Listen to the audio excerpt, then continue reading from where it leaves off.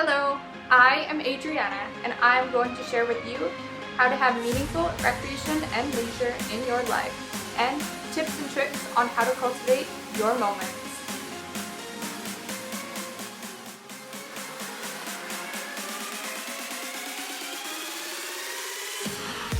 So moving into the next topic, we're going to talk about inclusive recreation, which is now your additional passion, really. And like you said, they're not one separate thing, or two separate things, I should say, rather. They're really intertwined and intersected. And I see that so much so even in completing, or not completing yet, but working through your Inclusive You program and course. So to really set a foundation again, what is inclusion and how can we transcribe it to recreation? Right. So, sort of, I guess the textbook or standard definition of inclusion is being fully accepted and belong to a group or activity of your choice. So not just physically being present, but socially connecting within that activity as well. So inclusion means being a part of the whole, and not within the whole, but a part of the whole. And so we've historically had many segregated services for people with disabilities, and so we've got sort of that history to overcome that idea that well, if somebody has a disability, they need to do this specialized program. And I think there's a role for specialized programs. I'm not saying that we shouldn't have them. They do play a role, but they're not inclusion. And so just because they happen to take place in the community doesn't mean they're inclusive programs. So inclusion means having the same services and activities for leisure as any person would have, regardless of your ability level. Um, That's very beautifully said, and that's a great foundation for the conversation moving forward. So, when we're thinking about inclusive recreation, what factors should we consider? I think inclusion, you need, again, to take an ecological approach. So you need to look at the systems and see what needs to be changed within those. So, for example, do you have policies and procedures that tend to be exclusive? Do you have environments that are not accessible for people with varying abilities, whether it's mobility or sensory differences or um, intellectual differences? So you need to look at the environment and make sure that that's physically accessible. And then how about within your programs? What kinds of practices tend to be exclusionary, and what could you do to change that so that all people can benefit from that particular program? So you have to look at the big system, and you've got to be ready to analyze it and change it so that it's more open and more available to everybody of all ability levels. But then you also have to look at what the person themselves wants, what are their ability levels, and what can we do to bridge the gap between what's the demands of the activity or environment are, and what that person can do, and what can we put in place so that they can be fully included. Is it an additional staff person? Is it a piece of adaptive equipment? Is it changing the location of the program? Is it adding a quiet space so if a person gets overly stimulated, they have a place to go reintegrate and rejoin the group? So those kinds of things that bridge the gap. So I guess inclusion happens one person at a time, but we have to be willing to change the big um, picture of how we deliver services as well. So it's kind of a two-way process. Yeah, I think, you know, when you're saying this, I'm thinking about how it's so important to take into account inclusion when we're creating policies and procedures. So, when we're creating new programs, how can we ensure that everyone who wants to participate has a seat at the table, is able to um, be able to, whether it's either adapted, um, but just making sure that they have a seat at the table for sure. Yes. Something else that you mentioned is really how it starts with you, but it needs to be the bigger picture. So something that I really considered just recently during one of my classes in evidence-based practice was an inclusive recreation approach, and how it needs to start with us, but then transfer over into advocacy. Inclusive recreation really needing to start with us, but definitely having that ripple effect. So, do you have any ideas or thoughts of how we can begin to instill inclusion in ourselves? And then, for me, that's how I have built up, my importance and recognition of the importance of inclusion, but then being able to advocate that in policies. So, what things can we do to start inclusion for ourselves? Yeah, I think one of the first, as you know, as a professor and as the director of the Inclusive Recreation Resource Center, I think Mm-hmm. that one of the first things we can do as an individual is to educate ourselves. Yeah. And so that's the whole, you know, reason that we developed the Inclusion U online course. And then related to that, a 3-hour training, the Inclusion Ambassador course. That's more for a younger, maybe less dedicated audience. Mm-hmm. But I think you need to start with educating yourself on what needs to change. We need our eyes opened, I think, to what are the obstacles in the environment?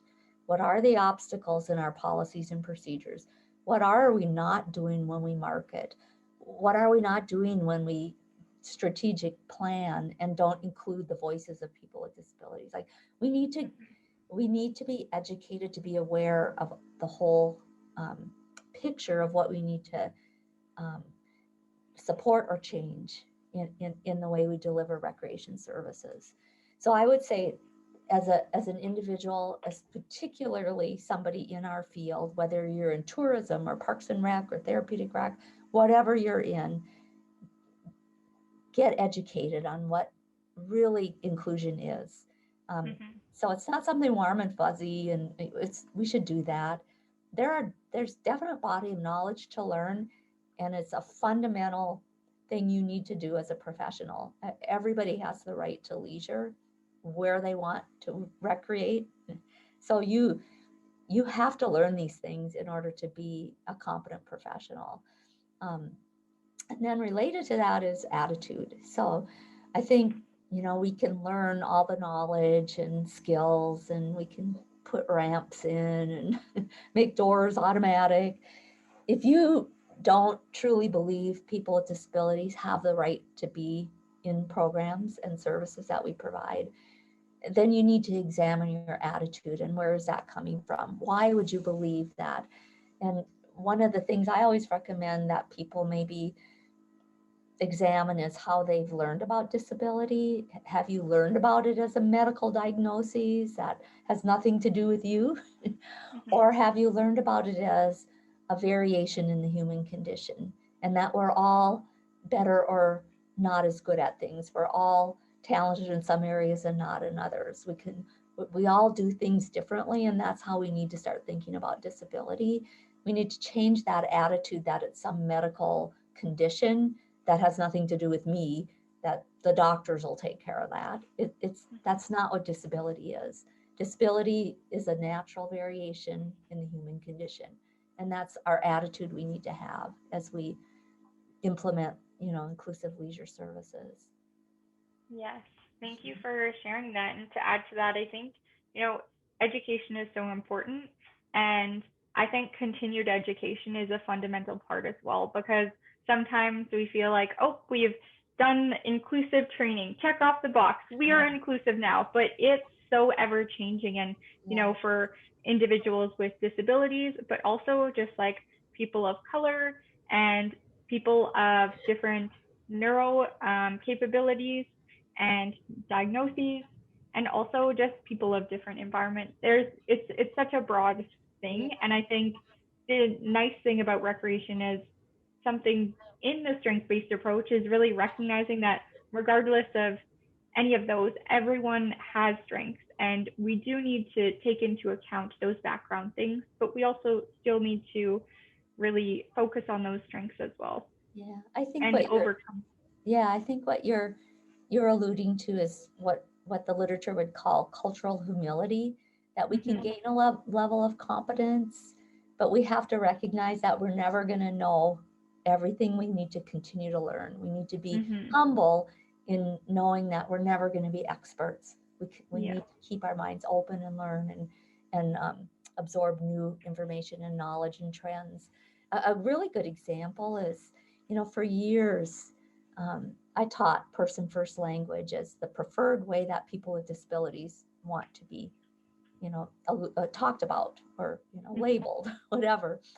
Um, but really a growing trend is identity first language, where somebody is proud of their disability and wants that to be front and center as a part of their Mhm. identity.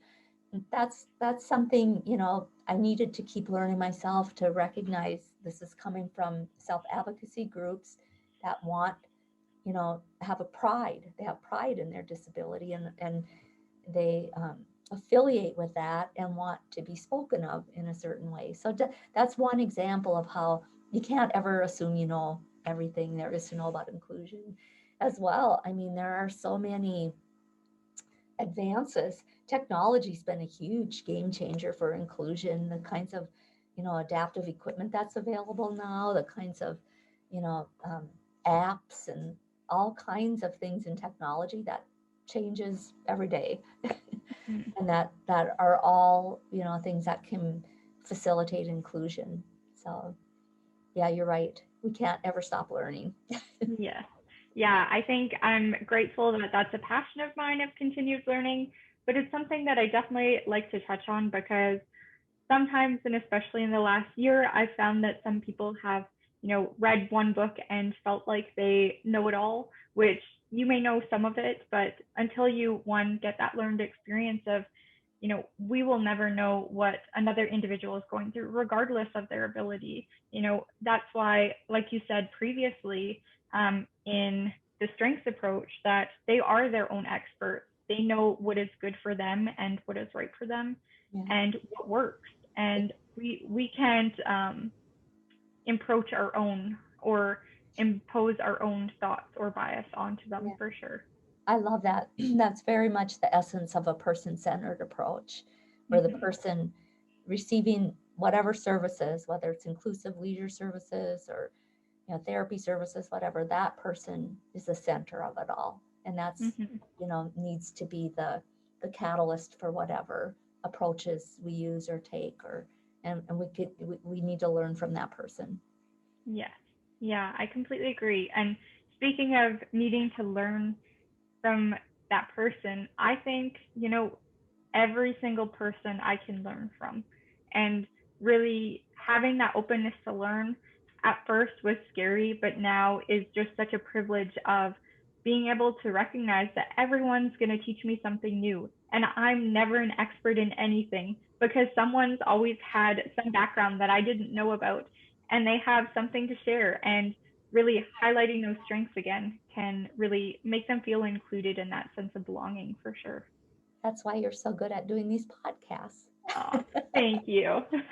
I appreciate that. Um, so next, we've touched on this a lot, but I really want to ask the question of how can we make our communities and facilities more inclusive? Right. So I always kind of think about it as the top down and the bottom up. So I think that we need to assess critically our practices, our facilities, our policies. So our administrative and our physical environment need to be carefully analyzed. And then when I talk about from the bottom up, we need to look at in the trenches the programs. What are we doing within our programs and how can we make them more inclusive? So again, using that analytical or inclusion lens and looking at what we're doing. So becoming aware of what we're doing now, and then identifying the places where we need to make changes so that we are opening up our services to more people. And so you mentioned that you're going through the Inclusion U online course. So one of the whole purposes of that training is to learn how to use a tool that we've developed called the Inclusivity Assessment Tool. And it's not meant to be like a compliance kind of assessment, but more of a descriptive assessment that looks at all those different practices, facilities, and programs, asking questions of that are important to inclusion, and whether or not they're there. Are these things that, you know, are available to people that want to participate in our programs? And if not, then how can we make changes so that they are? And sometimes they're very small changes. It's really kind of amazing that an agency could make a recreation provider could make a fairly small change and really increase inclusiveness in their programs. So I think having, I guess I call it an inclusion lens. You need to look at what you're doing through that lens. And the inclusivity assessment tool is one way to start developing that lens. Yeah. Um, and then Yeah, I I think, appreciate. Sorry. yeah, I think it's Go ahead. critical that staff are trained. Mhm. I really feel strongly about that, that not just, um, the full-time professional staff, but the seasonal staff, the custodial staff, you know, the summer camp counselors that are teenagers, everybody really needs to have an inclusion philosophy, because all it takes is one person to ruin it for somebody. One Yeah. rude person. I remember in some research we were doing in a focus group, and a mom of a child with autism said, you can have the most beautiful facility with ramps and automatic doors and just the most beautiful facility, but if your staff is rude to my son, I'm not coming. you Yeah. know it's and that's the front desk person, that's the janitor in the pool mopping the floor. Like, Mhm. everybody needs to be on board with inclusion and understand what inclusion is. So Yeah, I really think built into staff our training is policies for sure. critical. Yeah. Yeah. Yes. Um, yeah, I can think of also, I know when doing these pre and post assessments, I've been very big in advocating, you know, I don't want to just hear the pretty things. I appreciate you sharing the compliments, but tell me what I can change to make this better, because it can't get better if I don't know about it. And I don't want to put my blinders on and say, oh, it's perfect. I don't need to change anything. Everything's great. Yeah, Because I know that at the end of the day, I'm okay with having to change something, and I don't need to attach my ego to that at all. I right. just want to know that I can help more people when I make that change.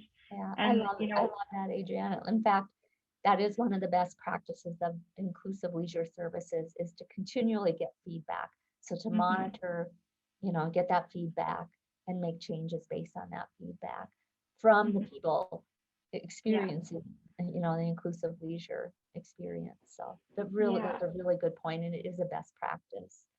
thank you. Yeah, I know another thing that I can think about right now that we're working through. So for right now, the client population I work with, they have to have certain privileges. So they may not be able to go off their unit, but I still want them to have those capabilities and opportunities to still participate in recreation. So another thing that we've had to consider, even in COVID, so maybe individuals may not be able to go off their unit. So how can we bring those activities to them and make it more inclusive? So yeah, definitely many different aspects. And I loved the fact that you shared, not just recreation staff, but all staff, even seasonal staff, should be trained on inclusion and what that means and what that looks like. And I can definitely see how, words really matter when it comes to inclusion, and shaping and changing our language can be huge and vital. And really, I know for myself personally, if someone says something to me, it hurts a lot more. And even if everything else is set up, if that language doesn't come to back that, then how can I feel included in that group for sure? Right. And language across your agency, so everybody needs to understand, how their language affects people and how they Hmm. can change it to be more inclusive. That's a really good point. Yeah, I guess to add to that and to continue the conversation, how do our words really shape an inclusive environment? Yeah. Um, you know, there's certain words that we should just not use anymore, that Hmm. they're hurtful, they're demeaning, they're stigmatizing. For example, the word handicapped, comes from Old English of beggar or cap in hand, and it assumes a person is less than. So just we really need to look across our agency And anytime you have language that's hurtful, like handicapped, remove it. So take down that handicapped parking sign Yeah. and put up an accessible parking sign, for example. Mm-hmm. I mentioned this earlier, use person first language. Unless the individual person that you're working with requests that you use identity first language, but assume respectful, sensitive, and accurate language. And then ask the person, what language would you like me to use as you get to know them? Mm-hmm. But those kinds of uh, look at your marketing materials. How are you portraying inclusion in those? Are you even showing people with disabilities in the images? Do you have statements that invite people, to let you know what they need to participate? All those forms of communication matter. Look at your website. Is it accessible? Can people actually communicate with your agency, with your website? Or are there all kinds of things that don't allow someone, for example, with a vision impairment or some other difference, be able to access your agency's communication from your website? So all of that matters. It's very important. And if you think about personalizing to yourself, if you don't have access to half the information in your environment, imagine how that will impact you. Or Yeah. imagine if people are using language you feel is hurtful or derogatory towards you. So think about how you would want to be treated, and treat other people the same. Yes. Yes. I love that line, and it's definitely something that stuck with me my entire life. I remember when I was younger having my parents and family members say, make sure you treat someone the way you want to be treated, and it just keeps showing up. It's something that we need to continue reminding ourselves of because, if we pause in a moment of maybe words that are coming out that aren't meant to be, how would we feel if we had that flipped on us? I think in person centered language, we can really think of like um, a cancer person. Someone's not a cancer person, they're a person with cancer. And so we can think about all the different diagnoses and abilities and recognize that it's just something that should be natural and shouldn't be said. But like you said, the conversation and language is shifting back and allowing them to feel empowered by identity first. So really going back to that continued education, everything's going to change. We can look back 10 years ago or 20 years ago, the culture's changed, the language has changed, so we need to stay relevant on that for sure. And bottom line is always ask. If Yeah. you're not sure how to talk about somebody, ask them how they want you to talk about them. Mm-hmm. So being humble. Yes, exactly. Yeah. We kind of touched on this a little bit, and I think it's really important in mentioning inclusion. And I'm wondering, how does inclusive recreation and a sense of belonging influence one another? Because to me, I feel like they need to be symbiotic. Oh yeah. I mean, if you can't experience inclusion, I'm not sure how you could experience a sense of belonging. Mm-hmm. And it's not just being physically present at a recreation experience or program, but nurturing all the kind of supportive services around that experience so that person truly does connect with and become a member of the group. So, for example, um, if you have an individual that you're supporting in an inclusive recreation environment, being there, if you're the additional staff or maybe a volunteer that's there to facilitate that inclusive experience for that person, making sure that you're truly trying to connect that person to other participants in the program and not Mm-hmm. hovering. I want to share a story. This was when my son was in probably fifth grade, maybe. And Mm-hmm. he came home one day from school and he said, Mom, we have a new kid in class and he uses a computer to talk and he's in a wheelchair. And I'm like, oh, that's great, Corey. Are you getting to know him? Are you becoming friends with him? He's like, oh no, only the aides allowed to talk to him. None of us kids are. Mhm. That's what I mean by almost, our services can create barriers if we're not careful and don't apply them in a sensitive, useful manner. So, yeah, socially connecting people with other people in the program is a critical part of belonging for Mhm. everybody, but Mhm. particularly for people that need that additional support. Um, so I don't think you can separate the two. They're, to me, like you said, symbiotic. Yeah, I completely agree. And sharing a personal story, when I was growing up until grade 7, I was in um, learning support for math and now I can't think math and English.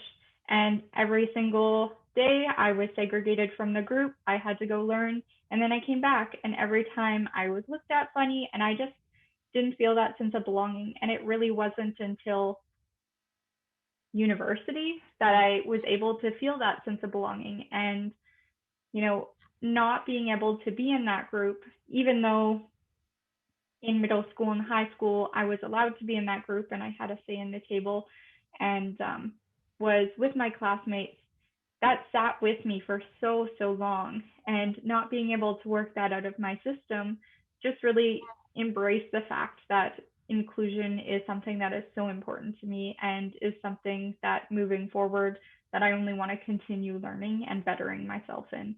Right. Thank you for sharing that. I think historically we've thought of services as a separate and equal, and they're not. It's separate Mm-hmm. and not equal. So when we Mm-hmm. pull people out from everyday life, we've we've created a vacuum. We've created some barriers and obstacles for people that are for people without disabilities and people with disabilities. And the more people are together and get to know each other as people and become friends, the more rich everybody's life is. So, Yes, I completely agree. I remember, um, so recently I did a inclusive recreation resource guide, and it's just an introductory guide. And a big thing that I talked about in the benefits is there's benefits for those who have a impairment, disability, or who are excluded, but also the people who are getting to participate with these individuals are getting so much rich benefit, like you said, out of it as well. yeah, the I research appreciate you. definitely supports that. That's Yes. that's very true. There's when I was doing my PhD research, I worked with a company called Wilderness Inquiry, which does inclusive outdoor adventure programs, um, like extended canoe trips and kayak trips and that kind of thing. And so I studied people with and without disabilities and what benefits they received from the different experiences they were in. And the end result was people without disabilities had more benefits. They were able to articulate many benefits to their own lives from being involved in those kinds of experiences that were inclusive. Everything from having more patience to being more empathetic to learning about how, I guess, the potential of the human being, Mm-hmm. like, and what people can accomplish when they set their minds to things and being inspired by that. But, um, and friendships, basic friendships, between everybody in the group. So yeah, lots of benefits. Um, Yeah. Thank you for sharing. In kind of debriefing this, is there any, final thoughts or things that we should retouch on about inclusive recreation before, talking about the resources to continue our understanding of it? and I think the main message I always want people to understand is that inclusion happens one person at a time. So Mm-hmm. just because something worked with that child with autism last week doesn't mean it's going to work with this child with autism this week. They're different people, they need different things. So never assume, that you know how to include somebody with autism. You know how to Mm-hmm. include that child with autism, that particular child. So it happens one person at a time. So always Mm-hmm. use that person-centered approach. Learn about the person, what their abilities are, what they need to participate, and don't make assumptions. So at the bottom, level, everybody needs to do that. And then at the top level, we need to look at our practices and our facilities and make changes so that we're being more inclusive. So if you know you have a facility that has 5 steps to gain entry, figure it out. Mhm. Figure out a way that you're gonna get rid of those steps or add an alternate way for people to enter a facility, because that is not acceptable anymore. That Mhm. is just blatant discrimination. Yes. Yeah. So top down, bottom up, one person at a time, I guess. Yes, I completely agree of, you know, recreation and leisure and inclusion really being individualized. And like you said, of what works for someone may not work for another person, may not work for that same person on the next day, the next hour, everything. We just need to take it and um, do one step at a time and see what works for that individual in the moment and be okay with it shifting and not having that expectation that that one method is going to work every time, because it's definitely, for me personally, what worked in getting me out of depression one time may not work next time.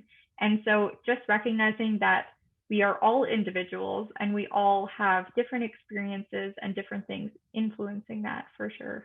Yes, very well said. I agree. Thank you. So really wrapping the conversation up and having a beautiful send off. So I love your website and I'm going to put it in the links to really reference to, but is there anything else or anything on your website that you would like to share with everyone? Yeah, I think couple things that I really feel proud of.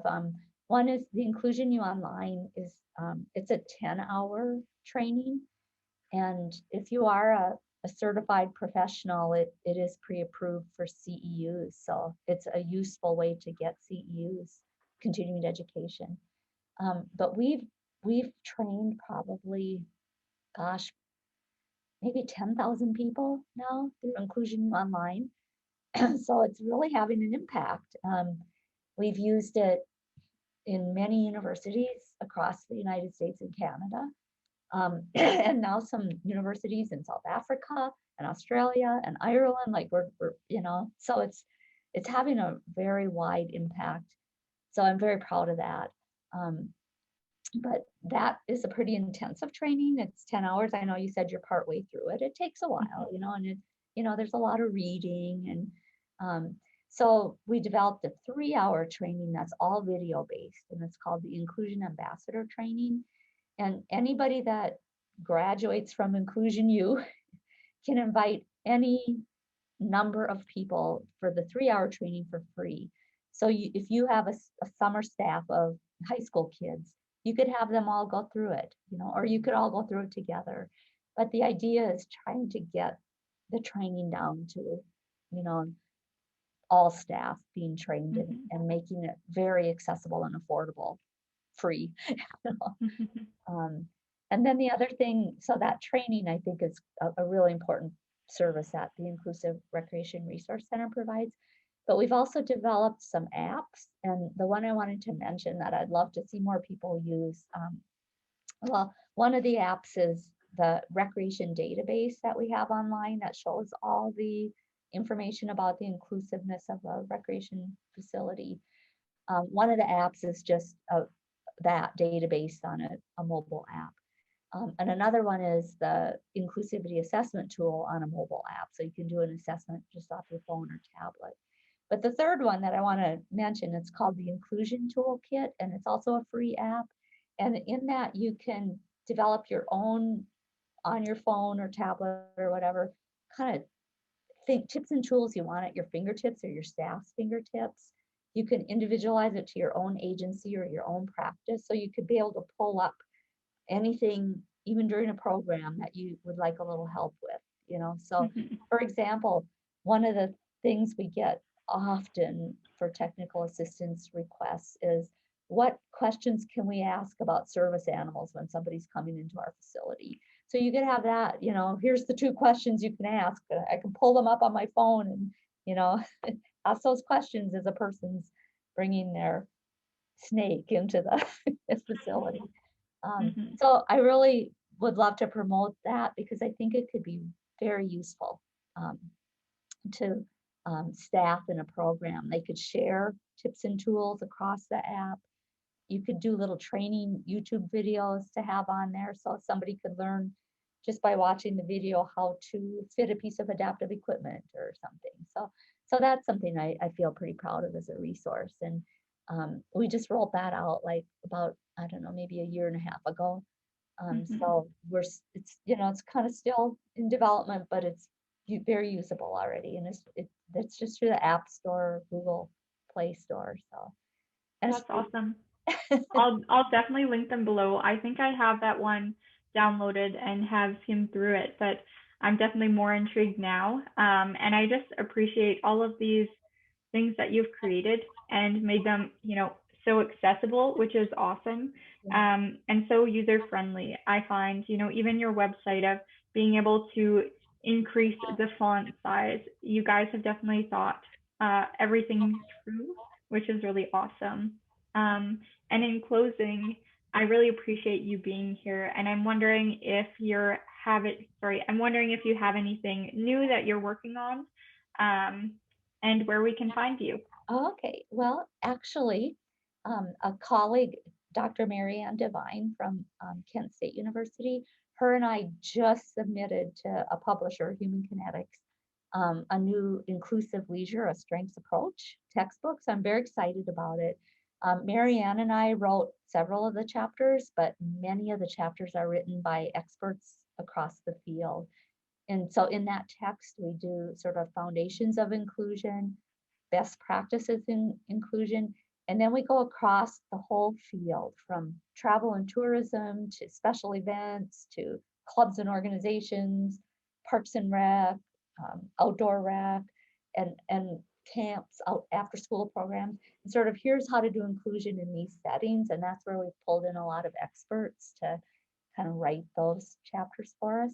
So that book should be out we just submitted all the chapters, so I'm guessing in a year maybe it'll be available for sale. And I think it's going to be an important contribution to the field because it pulls together some useful information in one resource that maybe was scattered across many resources in the past. So the publisher is Human Kinetics for that book, so that would be one thing I'm proud of. Yeah, I can't wait to have that, in our field and be able to use that. Like I said, I know I use your first edition of a strengths approach on the weekly, if not daily, of just things to refer to and to remind myself of. So yeah, I can't wait to have those resources out there.